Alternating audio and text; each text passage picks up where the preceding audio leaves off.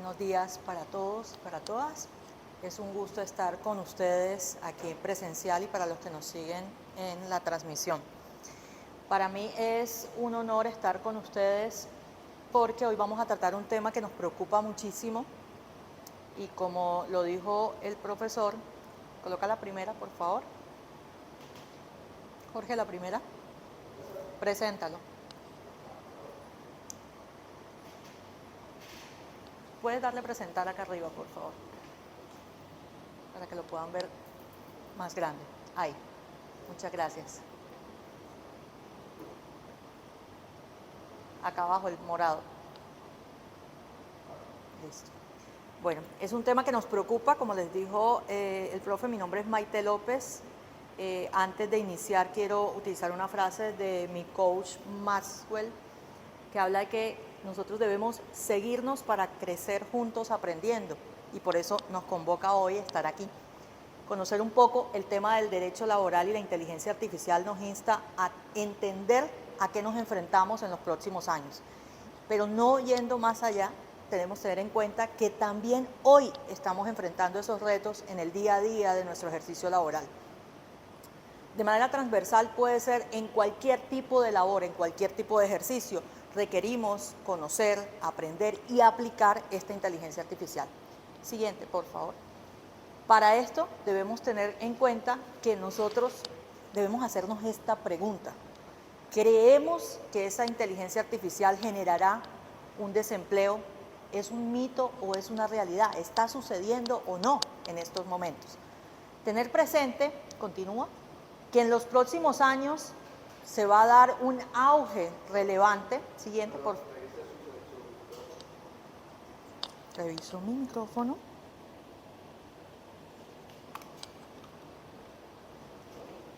Si me colaboras, porque está bien. ¿Está correcto? ¿Ahí? Bien. Bueno, ahí está correcto. ¿Me confirma si dicen algo en... Entender, ¿tampoco?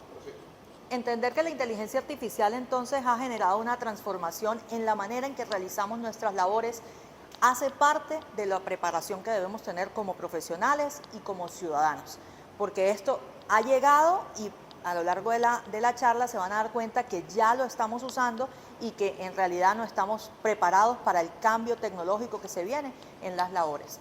Continúa, por favor. Entender que actualmente ya existen despidos masivos en Amazon, que ya se están realizando procedimientos que son tan artesanales y tan de mano de obra que los están ejecutando y que llegamos a pagar solo con el chip ubicado en nuestra mano, implica que estamos fuera de sintonía en el desarrollo tecnológico que en otros continentes se viene gestando. Normativamente sabemos que quien más ha generado contenido relevante ha sido la Unión Europea. Regulación importante de la Unión Europea que por efecto Bruselas va a tocar a Colombia y ya en Colombia se vienen gestando 2 proyectos de ley. Continuemos, por favor. Para esto debemos entender que esto no es alejado a nosotros. Ya actualmente en Atlántico existen despidos masivos. En Bogotá, en las grandes compañías en donde hacían normalmente fábricas, se están haciendo todo este proceso. Pero ¿hasta dónde ha llegado la humanización de las labores que son normalmente hechas por un humano? Que estos mismos robots se han llegado a desmayar después de ser usados por más de 20 horas. Entonces encontramos que las labores técnicas y de mano de obra empiezan a generar una deserción o un desempleo. Entonces el mito o la realidad ya no es un mito, es una realidad que nos apremia. Sigamos. Para esto debemos entender lo que muchos a veces nos preguntamos: ¿qué es esa inteligencia artificial? ¿Cómo logra funcionar? ¿De qué manera la podemos implementar? ¿Qué tipos de inteligencia artificial y cuáles son las mayores preocupaciones de la humanidad? Y por eso encontramos que normalmente cuando ustedes abren su celular y estuvieron con una necesidad de consumo de algo, el algoritmo fácilmente les muestra el consumo de ese producto para que ustedes logren adquirirlo. Y eso hace parte del proceso de inteligencia artificial. En el uso cotidiano y en la importancia de la inteligencia artificial. Entonces vamos a la primera. Continúa, por favor. Cuando hablamos de inteligencia artificial, indiscutiblemente tenemos en cuenta la transformación tecnológica, pero ¿qué tan preparados estamos nosotros como profesionales para poder optimizar nuestra labor diaria y poder desarrollar habilidades y competencias no solamente del uso tecnológico, sino de transformación de nuestra labor para mejorar los tiempos en la ejecución? Continúa. Para esto debemos entender que esa inteligencia artificial logra tener una capacidad de razonamiento y de retroaprendizaje que quien la entrena realmente eres tú en el uso de esa inteligencia artificial. Ella se encuentra en este proceso de aprendizaje donde la creatividad y la capacidad de planear debe estar guiada por un proceso fundamental. ¿Ustedes se imaginan cuál es ese proceso que va a lograr contrarrestar el uso de esa inteligencia artificial? Si piensan en algo que pueda generar una controversia ante las respuestas que estas inteligencias artificiales les ha dado, ¿han pensado en eso? Solo el proceso investigativo, el poder reevaluar o debatir lo que esa inteligencia artificial te está dando como una herramienta, es el elemento fundamental que nosotros los profesionales debemos tener presente, porque no es la verdad absoluta, es un proceso de aprendizaje a medida de que tú y tú le hacen las preguntas y ella genera su base de datos. ¿Conocidas? Muchas. O nada más conocen ChatGPT. No es la única. Está Copilot, está Bing, está Cloud, hay infinitas. Y van a ver ahora que les muestre el directorio de las 50 mejores inteligencias artificiales, se van a dar cuenta que solo en ese documento van a encontrar una punta del iceberg, porque ya hay directorios con más de 300. Ahora bien, ¿podrías ampliar, por favor? Cuando hablamos de las características de esa inteligencia artificial, debemos tener presente que ella puede tener un aprendizaje automático, o sea que ella realmente, de las preguntas que tú le haces, va generando un entorno amigable para que tú te sientas conforme con esta información. Sin embargo, este aprendizaje autónomo te invita a que tú parametrices tu algoritmo en esa inteligencia artificial para que los contenidos sean dados de acuerdo a tu necesidad, porque la necesidad de consulta de él no puede ser la misma de él, ni la tuya, ni la tuya. Todos tienen un proceso diferente. Dentro de este proceso de aprendizaje automático se le denomina como Machine Learning. Es el proceso en el que nos encontramos actualmente cuando hacemos uso de ChatGPT o Bing o Copilot, cuando le preguntamos sobre algo en particular, cómo hacer un derecho de petición, cómo generar una fuente normativa, pero esa fuente normativa todavía no tiene el nivel de fiabilidad y por eso el rango de investigadores es necesario en cada profesional, porque te puede decir una falacia fácilmente y tú puedes confiar en la falacia y te puede suceder lo que pasó en Estados Unidos en el buró cuando un abogado presenta una demanda contra Avianca y consulta en ChatGPT y los casos que refutan o que soportan esta denuncia son falsos, porque la inteligencia artificial le dio esa información y él de manera sesgada la tomó, la entregó al buró y en estos momentos enfrenta una posibilidad de perder su tarjeta. Entonces, ¿hasta dónde podemos usar la inteligencia artificial a nuestro favor sin caer en el riesgo invisible del problema? Dentro de los patrones, el algoritmo es el que genera esos patrones de consulta, de pregunta, y que por supuesto genera una predicción basada en datos. Y aquí viene un tema súper interesante, que es el manejo de la Big Data. Cómo la ciencia de datos, hoy en día estamos, lo que se denomina por el libro de Infocracia, infoxificados con tanta información dispersa que nosotros no sabemos ni qué leer, ni en qué confiar, ni en qué datos o fuentes generar contenido para poder estructurar nuestros procesos judiciales o de investigación. Esa Big Data es la que permite generar a través del Machine Learning el mejor rendimiento de la información, extrayendo de manera puntual todo lo que requerimos. Por otra parte, es automatización de tareas y quiero que esta sea la primera que ustedes visualicen como una oportunidad para poder mejorar su práctica diaria. Esa automatización te permite que actividades repetitivas y reiteradas puedan ser programadas previamente con inteligencia artificial. Por ejemplo, algunos que pueden ser creadores de contenido, como lo soy yo soy creadora de contenido, tengo un canal de YouTube, yo puedo programar el contenido que quiero desarrollar a través de una inteligencia artificial.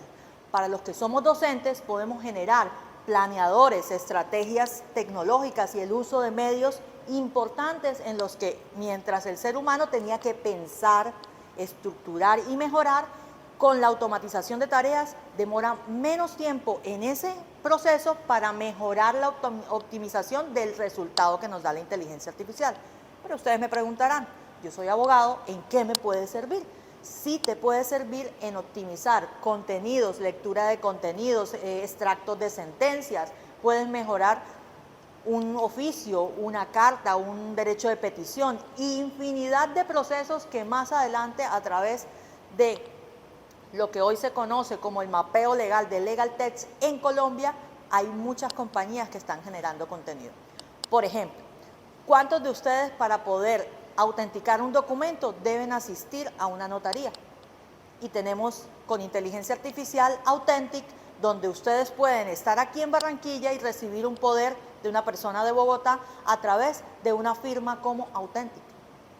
Y no estoy haciendo publicidad, estoy mostrando cómo a través de los procesos se optimizan el día a día de la labor del abogado. A través de Authentic ustedes pueden, bajo un código de verificación que ya está en Certicámaras, la persona a través de un correo electrónico y una autenticación, poder hacer un poder y entregártelo a ti fácilmente. Además de eso, no solamente esas compañías, Legis se ha transformado. A Legis lo conocíamos como la venta de códigos, conferencias. Ya Legis tiene automatización de despachos en oficina que te permite a tu medida crear procedimientos. Tenemos otra compañía como Estudio Cabrera que brinda el soporte tecnológico a las notarías para optimizar lo que antes en una escritura pública demoraban 2 y 3 semanas. Ahora ya fácilmente en menos de mediodía sale la escritura pública para revisión. Entonces ahí viene el proceso de que ese procesamiento del lenguaje natural debe ser supervisado, y por eso les decía que un punto clave del uso de la inteligencia artificial es la investigación. Si ustedes no investigan, no debaten el resultado, no optimizan el proceso, no pueden reducir los tiempos. Antes, en una notaría podría durar 2 días, 3 días, a veces hasta semanas, hacer un registro o una revisión de una escritura pública. Hoy en día, reduciendo los tiempos de ejecución, automatizando esa tarea, puede esa persona que antes demoraba 2 semanas, tardar menos tiempo en hacer la revisión de lo que la inteligencia artificial hizo. Ahí viene un tema que es la discusión de los costos y el temor por el que hoy nos convoca pensar que la inteligencia artificial nos termina generando un mito o una realidad del desempleo. Para esto existe la posibilidad de que nosotros, los profesionales y quienes hacen las labores, logren mejorar su prestación del servicio o la transformen de una manera con competencias digitales para poder desarrollar esta labor. Otro ejemplo muy puntual puede ser cuando un médico logra a través de inteligencia artificial hacer una cirugía. ¿Y qué tiene que hacer el médico? Aprender cómo hace ese proceso. Caso puntual, lo que se trabaja con la laparoscopia. Cuando estamos hablando de este tipo de procedimientos, interviene el médico, pero en gran manera él tiene que primero conocer lo que la máquina va a realizar, poder determinar cuál es el movimiento, qué es lo que debe operar. Todas estas cosas simplifican el proceso.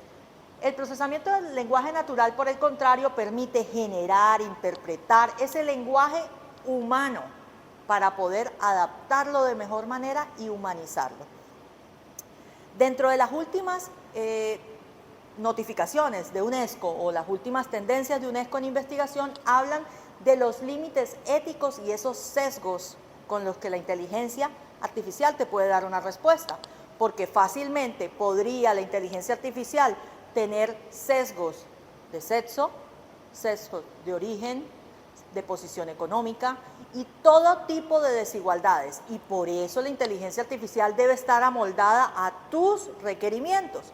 Cuando lo creamos o cuando creamos un perfil en ChatGPT, tú colocas tu correo y tu contraseña y ese algoritmo va aprendiendo a través de ese procesamiento de lenguaje natural.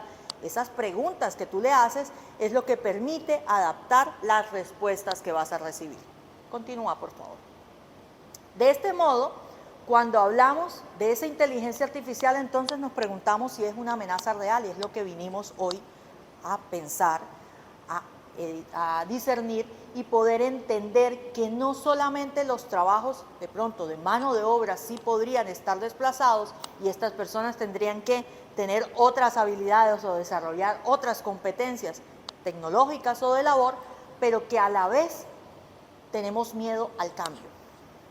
Everett Roberts habla en su teoría de la adopción tecnológica que en muchas ocasiones estamos rezagados por escepticismo a querer probarla.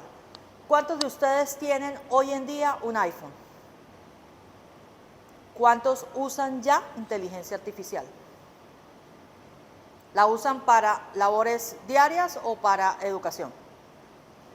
¿Diarias o las dos? ¿Cuántos de ustedes, de los que no levantaron la mano, tienen miedo de conectar con estas inteligencias artificiales? Entonces nos encontramos en lo que la teoría de Everett Roberts dice que somos rezagados. De mi parte, yo me considero una pionera. Pionera porque estoy llevando a las escuelas, porque soy funcionaria pública de una Secretaría de Educación, a las escuelas el uso razonable y medido bajo los principios de la ética de esa inteligencia artificial para optimizar, no solamente para mejorar a mis maestros, sino también para que los estudiantes aprendan a usarla de manera adecuada. Continúa, por favor. Entonces encontramos que no es es más un escepticismo y un rezago de no querer ver lo que tenemos enfrente que ya lo estamos usando y van a ver por qué. Ustedes utilizan chatbots cuando se comunican a la EPS y la EPS le dice marque 1, marque 2, marque 3. Eso hace parte de un algoritmo y hace parte de un procesamiento de lenguaje que se hace con inteligencia artificial. Si tú le contestas lo que la inteligencia artificial no te está indicando, porque es un diseño instruccional, es un algoritmo, la inteligencia artificial te dice no te entiendo, literal, porque no estás interactuando con un ser humano. Encontramos los software de análisis, ya rama judicial está implementando el proceso y tenemos las audiencias que se hicieron en el metaverso, por ejemplo, por la doctora Vicky del Juzgado Primero Administrativo de Santa Marta, y tenemos el caso de Cartagena que utilizó inteligencia artificial para fallar una tutela, y entonces esos software de análisis encontramos grandes compañías como, por ejemplo, Legis, que está haciendo ya información, porque tenemos muchas sentencias, dónde buscamos y cómo buscamos. Entonces el Ministerio de Justicia tiene en su radar una de las herramientas que es Swing Juriscol. ¿Alguno la ha usado? Swing Juriscol. ¿Ninguno? Bueno, abogados, tenemos una herramienta que se usa con inteligencia artificial, que es un software de análisis que les permite a ustedes determinar qué caso o qué tipo de tema están buscando, qué está vigente y qué no. Swing Juriscol. Hay cursos que ahí brinda Ministerio de Justicia, gracias al doctor Wilson Ruiz, un gran tratadista de responsabilidad contra el Estado, que fue el anterior ministro, hace poco era candidato a alcaldía en Cali, quien trajo esta herramienta. Y Swing Juriscol te brinda todas las oportunidades de tener un software de análisis que te permita encontrar jurisprudencia puntual sobre un tema y saber si está vigente o está derogado. Entender que estos motores de búsqueda ya existen, ya los estamos usando, entonces estamos preparados para lo que se viene. No es que se venga dentro de 5 años, es actualmente el proceso. Motores de búsqueda, por ejemplo, para investigación hay uno maravilloso que se llama Connecting Papers, que te permite a través de preguntas poder determinar un mapeo por tiempos en un algoritmo y te dice que en los últimos 5 años estos tratadistas han escrito sobre esa investigación. Y entonces tú llegas a conocer muchos contenidos que no son del Google, porque estamos acostumbrados a buscar en Google. Ya el Wikipedia ya no es un elemento de búsqueda, ya ni siquiera tiene fuente científica. En este caso, estos motores de búsqueda también ayudan. El sistema de reconocimiento voz y rostro. ¿Cuántos de ustedes abren el Nequi o Bancolombia o el WhatsApp con reconocimiento facial? Todos. Entonces, los chatbots llegaron y se quedaron. El reconocimiento facial llegó y se quedó y, por ejemplo, Davivienda está haciendo préstamos a través del reconocimiento facial y lectura de cédulas. Y ahí vienen los ciberdelincuentes a hacer de las suyas. Porque a pesar de que tengamos una cédula digital, se están generando baches tecnológicos donde la ciberdelincuencia logra acceder a tus datos. Pero nosotros debemos estar preparados. Y ahí es donde viene que ese reconocimiento de imagen y de voz también hace parte de nuestro día a día. Entonces, ¿la inteligencia artificial es un mito o ya es una realidad? Ya es una realidad. Ya la estamos usando. Ya estamos desarrollando contenidos y muchos mal llamados influencers crean, y lo digo muy responsablemente, crean contenidos con el uso de imagen de terceros, por ejemplo, con los fake news, cuando utilizan los deepfake, que utilizan su cara y hacen este tipo de contenidos porque la inteligencia artificial así les ha permitido. Continúa, por favor. Pero más allá de esto, debemos entender que estas distintas definiciones pueden estar catalogadas de acuerdo a las generaciones. Entonces ahí viene la comunicación multigeneracional que debemos tener, por ejemplo, en mi caso, nosotros como speaker, para poder dar un contenido de valor que genere una diferencia, pero que además una el proceso a través de estas diferentes definiciones de la inteligencia artificial. Hablamos de que es débil y estrecha porque tiene un solo nicho y dominio. Solo quienes tengan una tecnología o un celular o un computador o que la brecha tecnológica les permita, podrán tener el dominio específico. Y les digo muy puntualmente, y soy apasionada por la educación y considero que hay muchos mecanismos a 0 pesos que les permiten a ustedes tener conocimiento sobre esta temática. Ustedes no necesitan pagar ni ser magíster. En mi caso, yo sí lo soy magíster en innovación, y en Legal Tech, pero ustedes pueden aprender en el nicho y en el dominio en el que están. Su nicho es el derecho laboral y pueden aprender a cómo usarlo a favor de ustedes. En el campo moderado encontramos que hay asistentes digitales, lo que les decía hace un momento, chatbots fácilmente.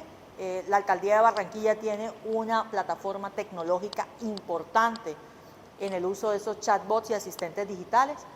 Fuerte cuando ya eres ingeniero y trabajas el procesamiento de datos, el Big Data, por ejemplo, los que son contadores, el Power BI, eso hace parte de inteligencia artificial. Extrema, nos vamos al desarrollo de nuevos sistemas. ¿Han escuchado los Neurolips de Elon Musk? Los Neurolips son un chip, o es un chip, una tecnología que tiene Elon Musk para poder instalar en el ser humano y generar un superhumano, potenciando esas partes neuronales que no se usan. Se tiene en cuenta que en estos momentos la investigación está dada para esas personas que tienen daños neuronales para activar y reaprender a través de la implementación de este chip. En estos momentos este chip se instala para conocer cómo reaccionas tú ante una emoción, porque estas inteligencias artificiales no tienen emociones y necesitan reaprender. ¿Cómo reaccionas tú al generar conocimiento?